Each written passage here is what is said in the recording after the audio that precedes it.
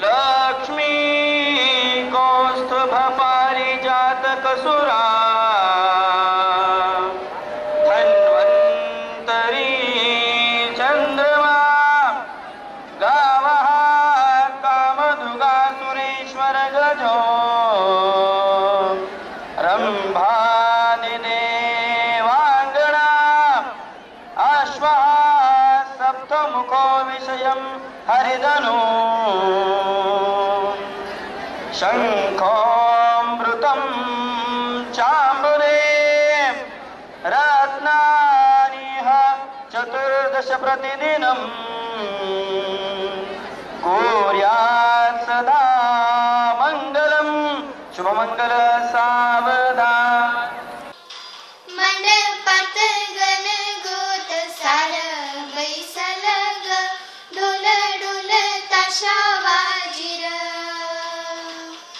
हे सासरी मिळू दे तुला माहेराची माया हे माहेराची माये संग सुखाची गछाया।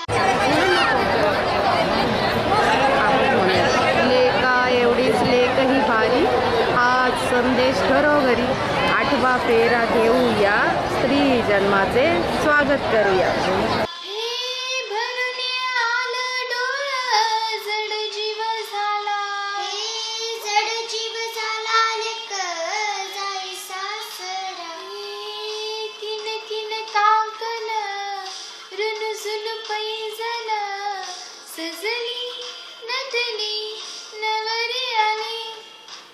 आनंदाच्या सरी तुझ्या सवे घडीदारी गपुरी नाकाच्या सरी।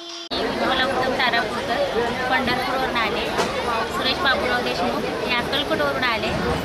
हे जे आम्ही मेळाव्याला सोहळा बघितला या जो आज 8वा फेरा घेणार आहात तुम्ही सुधा तांत्रिया या डॉक्टर आहेत, यांनी जे दिलं 8व्या फेऱ्याबद्दल की स्त्री जातीबद्दल तत्त्व जे सांगितलं ते आम्ही दाम्पत्य जे आमच्या आयुष्याला येईल मुलीचं ते आम्ही सांभाळून आणि 8व्या फेऱ्याला आम्ही ते बोलून ते आम्ही आदराने पालन करू।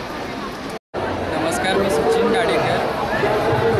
आज सकाळी 10 वाजल्यापासून या लोकमंदिरात सर्वधर्मीय विवाह सोहळ्याला सुरुवात झाली आणि सकाळी 10 वाजल्यापासून आत्तापर्यंत सायंकाळी अक्षरापडेपर्यंत अनेक विधिवत कार्यक्रम झाले, दीक्षांत मिरवणूक झाली। अत्यंत मनाला चांगला आनंद वाटला आणि दुपारच्या सत्रात दुपारी 1 ते 1:30च्या दरम्यान समुपदेशनाचा कार्यक्रम या ठिकाणी झाला।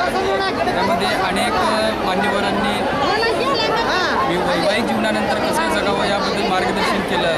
त्यात डॉक्टर काकरिया मॅडम यांनी दुपारी सप्तपदी फेऱ्याबद्दल माहिती सांगितली आणि 8वी फेरी का घ्यावी तर स्त्री जन्माचं स्वागत करण्यासाठी घ्यावी यासाठी त्यांनी माहिती सांगितली आणि आम्ही त्यानुसार त्यांच्या मार्गदर्शनानुसार आज 8वी फेरी घेतलेली आहे आणि त्यांनी स्त्री जन्माचं स्वागत त्याच्या 8वी फेरीचं जे आम्हाला मार्गदर्शन केलं ते आम्ही आमच्या आयुष्यात नक्कीच पालन करू, त्यात काही शंका नाही।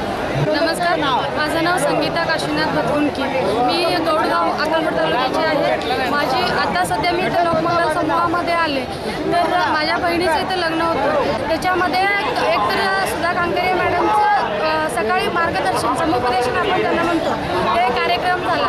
मला त्यातल्या त्यात मॅडमचं मला खूप कौतुक करावं असं वाटतं की एक स्त्री होऊन एक स्त्री म्हणून स्त्री जन्माचं स्वागत करा असं सांगणारी एक महिला उभी राहते आणि त्याच्या पाठीमागं मी स्वतः मला असं वाटतं की माझ्यासारख्या मी पण एक सुशिक्षित असल्यामुळं माझ्या बहिणीचं पण लग्न आम्ही थाटामाटात करू शकलो असतो, पण ते खर्च न करता आम्ही तेवढ्यातच करून आणि त्या नवऱ्या मुलांना पण आम्ही समजावून सांगितलं की बाबा असं केल्यावर हे आपण सगळ्यांमध्ये मिक्सअप पण होतो।